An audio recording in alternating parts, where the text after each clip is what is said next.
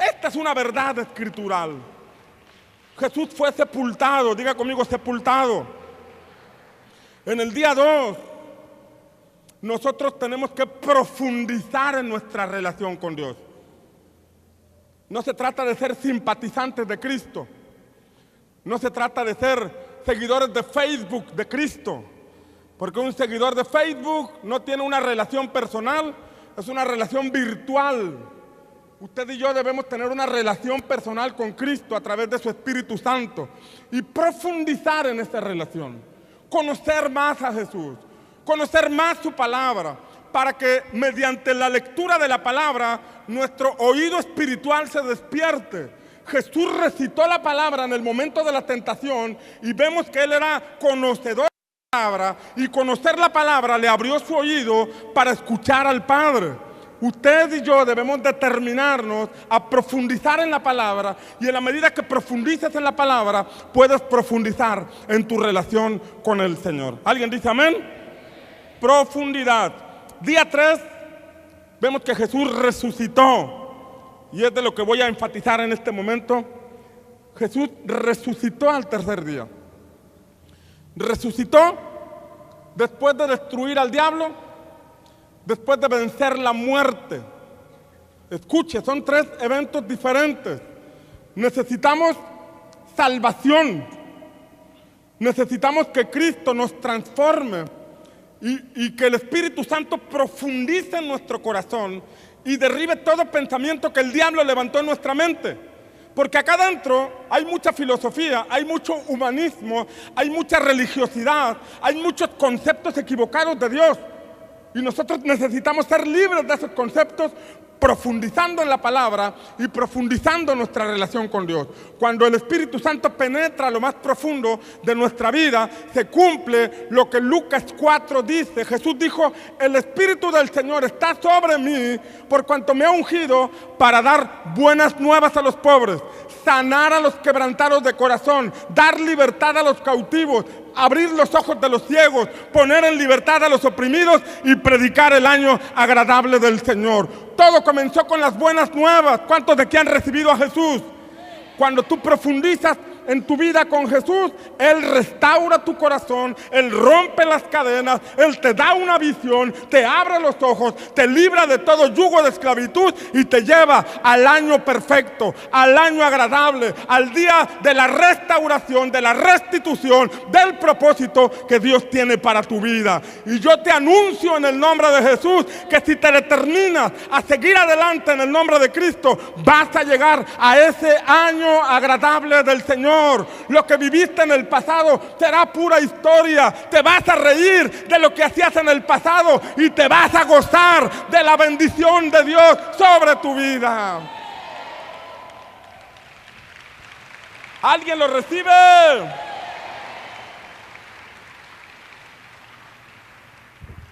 Pero hablando de la resurrección, el poder de la resurrección, porque una cosa es comprender el poder para salvación y otra cosa es comprender o recibir la revelación del Espíritu Santo para transformación, y otra cosa es que opera en nosotros el poder de la resurrección. Escuche, el Espíritu Santo convence de pecado para ser salvos. El Espíritu Santo convence de justicia para que hagamos todo lo que el Padre quiere que hagamos. Pero el Espíritu Santo convence de juicio. Y dice que convence de juicio porque el príncipe de este mundo ya fue juzgado. El diablo ya fue juzgado. El diablo ya fue condenado. En la eternidad, el diablo ya fue juzgado y echado al lago de fuego. Sin embargo, su veneno sigue permeado en la humanidad. Por eso vemos tanta maldad. Por eso vemos tantos obstáculos, porque el veneno sigue circulando a través de la humanidad. Pero Él ya está vencido. Cuando en nosotros opera el poder de la resurrección, nosotros comprendemos que estamos en esta tierra con la cobertura de Dios, que estamos en esta tierra libres de toda obra del enemigo, porque nuestro Señor Jesucristo lo venció. Y si Cristo lo venció y nosotros estamos en Cristo, el diablo no puede detenernos ni hacer nada en contra nuestra. ¿Alguien lo cree? Mire lo que dice Filipenses capítulo 3. Pablo Y déjame decirle quién fue Pablo. Pablo fue una persona que en Filipenses 3 nos dice que él había sido circuncidado al 8º día. O sea, que nació con unos padres que lo condujeron por el camino de Dios. A los 8 días de nacido, él fue circuncidado. Él decía que era del linaje de Israel, la nación santa. Era de la tribu de Benjamín.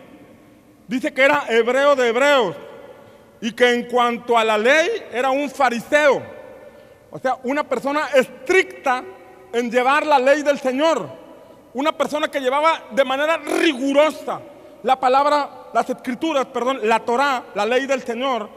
Y dice que en cuanto a celo era perseguidor de la iglesia y en cuanto a la justicia de la ley era irreprensible. Pablo tenía en su oficina tal vez certificados teológicos, había sido instruido a los pies de Gamaliel, tenía doctorados, tenía licenciatura en teología, en doctrina, en lenguas, en un montón de cosas, tenía muchos títulos. Y él dice que todo eso lo había dejado atrás. ¿Para qué? Dice el versículo 10, Filipenses 3:10, que todo eso lo tenía por basura, todo eso lo dejaba atrás. Y dice en el versículo 10, a fin de conocerlo a Él. Él tenía una religión, pero no tenía una revelación de Cristo, no lo conocía. Él tenía títulos de haber estudiado escuela de campeones, de haber estudiado a los pies de Gamaliel, de haber estudiado en un instituto bíblico, de haber tenido cursos, tenía diplomados en teología, en divinidades y un montón de cosas, pero no conocía a Jesús. O sea, el solo conocimiento no garantiza que usted y yo conozcamos a Jesús. Pablo dice que lo había dejado todo a fin de conocerlo a Él. Pablo tenía una religión y la practicaba de manera celosa y rigurosa. Sin embargo, no conocía a Cristo. Él no era de los que decían, yo soy de tal religión y nunca van. Sino que él era alguien que verdaderamente vivía una religión, era celoso en lo que hacía, pero no conocía a Jesús. Y entonces dice Pablo que él dejó todo a fin de conocerlo a Él. Número 1, conocerlo a Él. Y mire lo que dice el versículo 10, el poder de su resurrección. Habla de algo distinto, lo conozco a Él. Él es mi Salvador. Pero Pablo dice, hay una revelación todavía más profunda. Hay algo que necesito conocer. Y dice ahí es conocer el poder de su resurrección. Porque con el poder de la resurrección de Jesús fue vencido el diablo. ¿Sabes que el enemigo de nuestras almas nos pone obstáculos? El enemigo de nuestras almas nos pone tropiezos. El enemigo de nuestras almas trata de engañarnos, trata de seducirnos.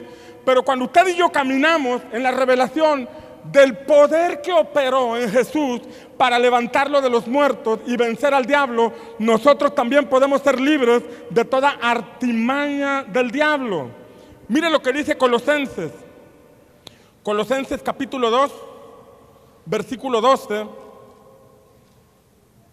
Dice la Escritura, habiendo sido sepultados con Él en el bautismo. ¿Cómo tenemos que participar del bautismo? Sepultados. Escuche, el bautismo no es un simple acto protocolario, no es un asunto de pertenecer a una religión. Cuando nos bautizamos en Cristo no significa yo soy de tal religión, sino que este pasaje dice que el bautismo significa sepultura. Diga conmigo, sepultura. O sea, el bautismo, Romanos dice que somos sepultados para muerte. A veces somos sepultados, pero dejamos una mano afuera, ¿no? A veces somos sepultados, pero dejamos un piecito afuera. A veces somos sepultados, pero dejamos la lengua afuera y andamos murmure y murmure de la gente. O sea, cuando en nosotros llega la revelación del bautismo, comprendemos que es una decisión de morir a nosotros mismos, de morir a los deseos de la naturaleza pecaminosa de la carne. Significa renunciar a la vida pasada. Escuche, el poder de resurrección no puede operar en una persona que se niega a morir. El poder de resurrección no puede operar en nosotros si nosotros no decidimos morir al pecado. Jesús fue voluntariamente a la cruz. Jesús dice en el libro de Juan que a Él no le quitaban la vida, que Él entregaba su propia vida. Y en este segundo paso de la sepultura es cuando nosotros decimos, yo necesito morir. No significa colgarse del pescuezo por ahí, tomar veneno, sino significa renunciar a que el yo siga entronado. Mientras el yo siga entronado en mi vida, Cristo no puede reinar en mí. Dios no nos obliga a cambiar. Escuche, Dios no nos obliga a cambiar, porque la adoración tiene que ser del corazón. La adoración debe nacer de un corazón agradecido. La adoración a Dios debe nacer de algo voluntario. Él no nos obliga a servirle. Él no nos obliga a cambiar. Nosotros voluntariamente tenemos que morir. Nosotros voluntariamente necesitamos entender este principio de la sepultura. No puede operar en mí el poder de la resurrección si yo me niego a morir. ¿Sabe por qué? Porque la serpiente engaña al alma. Cuando uno todavía vive dirigido por uno mismo, es fácilmente engañado por la serpiente. Es fácilmente manipulable. Pero cuando yo muero, cuando yo digo, ya no vivo yo, ahora Cristo vive en mí, y lo que vivo en la carne, lo vivo en la fe del Hijo de Dios. Si Cristo venció al diablo, entonces el diablo no me puede hacer nada a mí, porque Cristo reina en mí. ¿Alguien lo cree? Pero necesito morir. Yo no puedo llegar al día 3, donde opera el poder de la resurrección, donde entiendo que el diablo está bajo mis pies, porque está bajo los pies de Cristo. Yo estoy a la diestra de Cristo, yo estoy sentado, dice Efesios, en lugares celestiales, juntamente con Cristo, así dice Efesios. Estoy con mis pies en la tierra, pero espiritualmente estoy junto a Cristo, sobre todo principado y potestad, porque Él venció. Y Colosenses 3 dice que mi vida está escondida en Cristo. ¿Alguien recibe esta palabra? Yo no puedo llegar al día 3, donde el poder de la resurrección opera, si yo todavía me dejo llevar por la carne. La carne me controla, el alma me domina. Entonces yo no he muerto, yo no he sido sepultado juntamente con Cristo. Y este pasaje nos dice en Colosenses 2, habiendo sido sepultados con Él en el bautismo. Y dice, en el cual también habéis ¿qué? Resucitado. No podemos resucitar a una nueva vida aquí en la tierra, y no estoy hablando de la resurrección postrera, cuando todos los muertos en Cristo van a resucitar. Estamos hablando de lo que la palabra enseña, del poder de resurrección que opera en nosotros hoy, en los que creemos.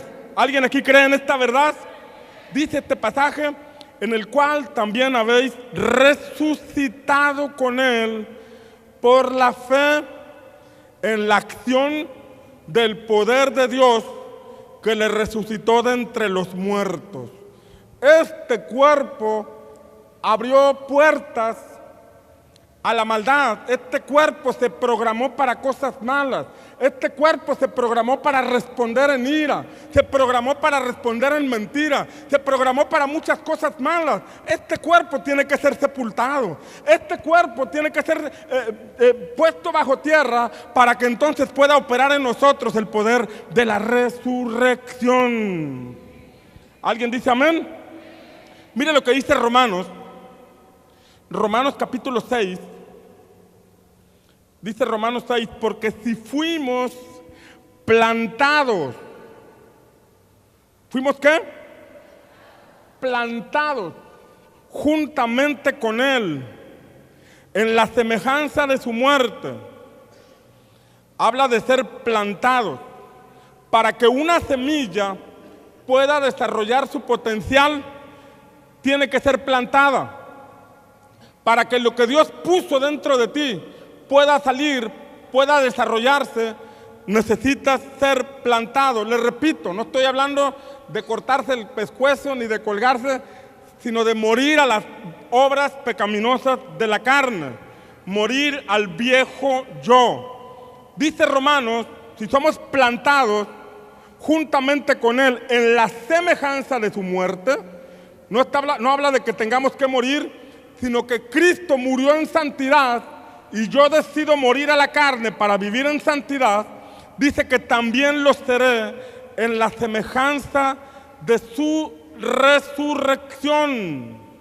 ¿Cómo se levantó Jesús? Venciendo a la muerte. ¿Cómo se levantó Jesús? Venciendo todo principado, toda potestad que gobernaba las tinieblas. Y la Escritura asegura que si yo soy sepultado juntamente con Cristo, hablando de forma espiritual, también seré semejante a Él en su resurrección. ¿Alguien lo cree?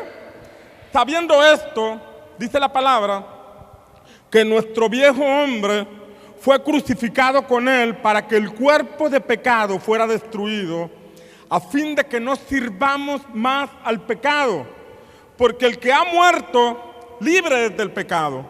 Y si morimos con Cristo, creemos que también viviremos con Él, sabiendo que Cristo, habiendo resucitado de los muertos, ya no muere.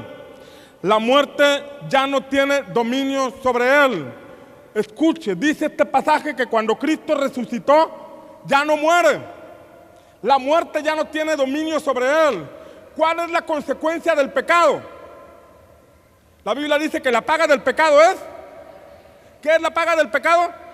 O sea que cuando yo todavía sigo pecando, la muerte tiene autoridad sobre mi vida.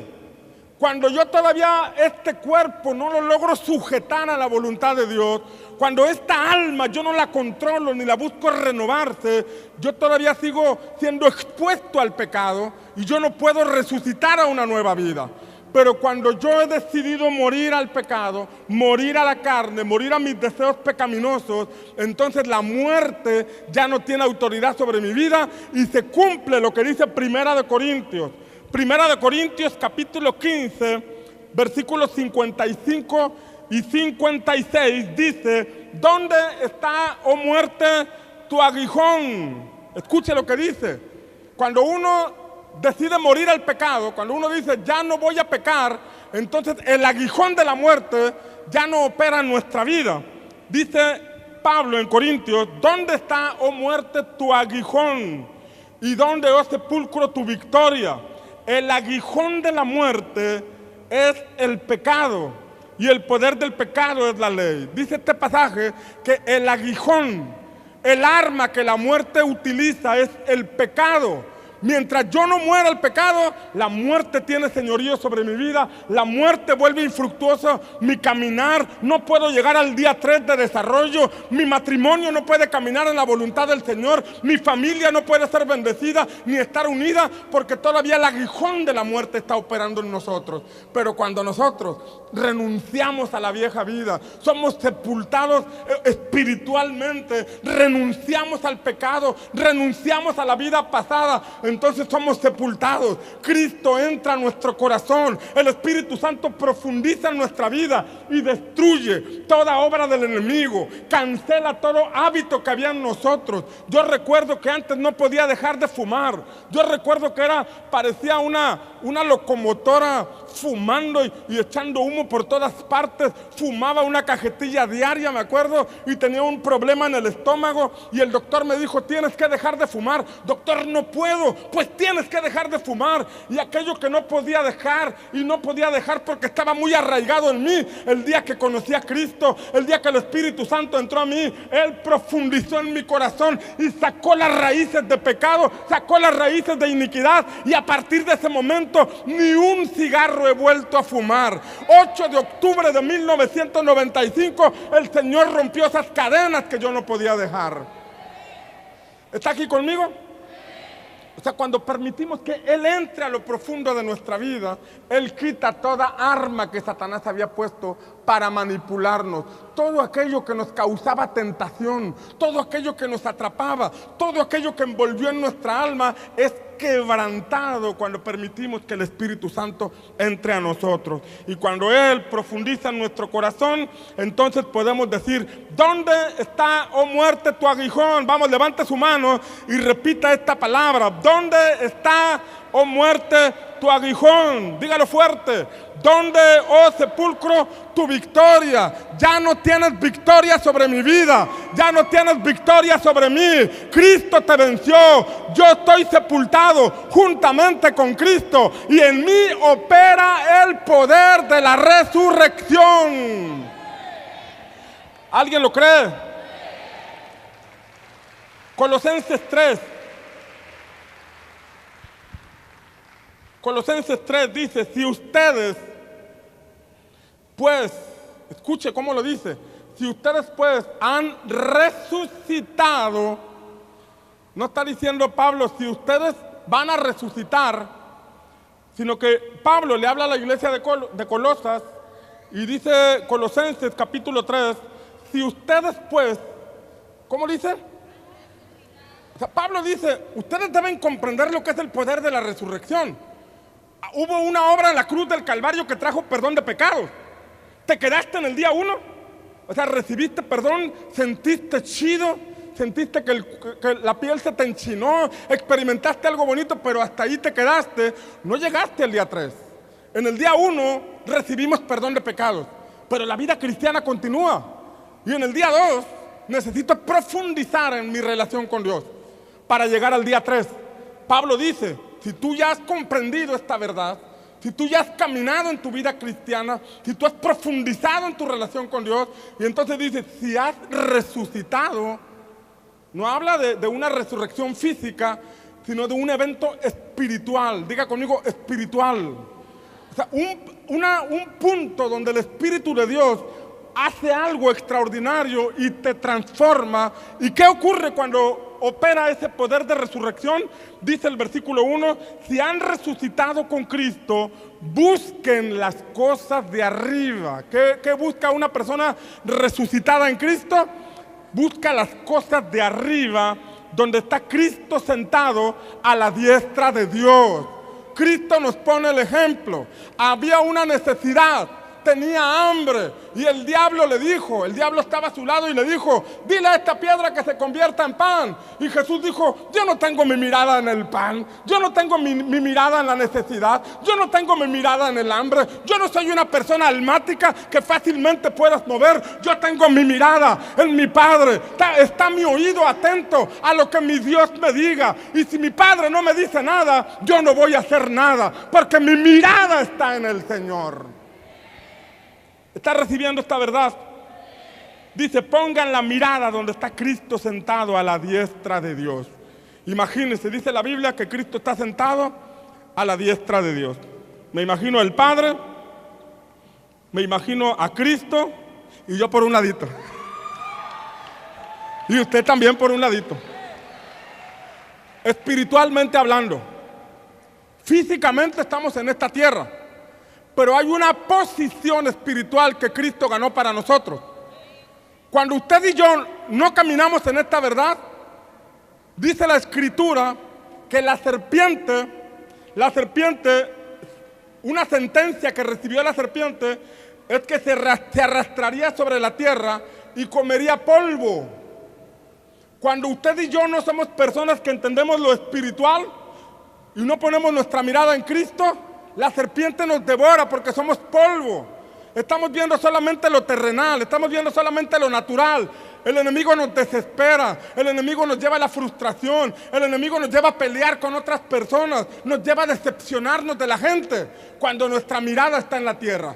Pero cuando nuestra mirada está en Cristo, que está sentado a la diestra de Dios, me recuerda que Cristo no solamente murió por mí, Cristo no solamente estuvo sepultado 3 días, sino que al tercer día Él resucitó, se levantó de entre los muertos. La muerte no lo pudo contener, los demonios no lo pudieron atrapar. Él está sentado a la diestra de mi Padre, sobre todo principado y sobre toda potestad. ¿Alguien dice amén? ¿Dónde está nuestra mirada? Tiene que estar en Cristo. Donde está Cristo sentado a la diestra de Dios. Y luego mira lo que dice el versículo 2. Pongan la mira, y lo dice entre paréntesis esta versión, pongan la mente, o sea, no solamente la vista, sino nuestra mente, que son 2 cosas diferentes, nuestro pensamiento, nuestro enfoque, pongan la mira, la mente, en las cosas de arriba.